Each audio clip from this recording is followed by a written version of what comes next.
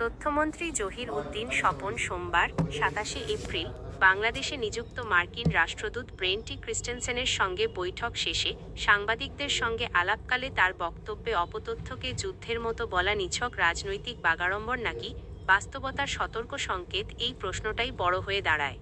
Digital যুগে misinformation যে রাষ্ট্র, সমাজ ও ব্যক্তিজীবনে প্রভাব ফেলছে তা অস্বীকার করার সুযোগ নেই। কিন্তু সমস্যা হলো এই যুদ্ধ শব্দটি ব্যবহারের মধ্যেই এক ধরনের নিয়ন্ত্রণমূলক মানসিকতার ইঙ্গিত লুকিয়ে থাকে। মন্ত্রী বলছেন, গণমাধ্যমের স্বাধীনতা এখন ব্যালেন্সড ফ্রিডম হওয়া দরকার। শুনতে যুক্তিসঙ্গত লাগলেও বাস্তবে এই ব্যালেন্স কার হাতে থাকবে সেটিই মূল প্রশ্ন। ইতিহাস বলে, যখনই রাষ্ট্র সুরক্ষা বা ভারসাম্য শব্দ ব্যবহার করে তখন অনেক সময় তা ধীরে ধীরে নিয়ন্ত্রণের কাঠামোতে রূপ নেয়। অপতথ্য প্রতিরোধের নামে যদি মতপ্রকাশের জায়গা সংকুচিত হয় তবে সেটিও এক ধরনের ঝুঁকি। আরেকটি টুইস্ট এখানে, মন্ত্রী নিজেই বলছেন যুক্তরাষ্ট্রের অভিজ্ঞতা থেকে শেখার কথা, অথচ একই সঙ্গে দেশে মিডিয়া কমিশন গঠনের পরিকল্পনা চলছে।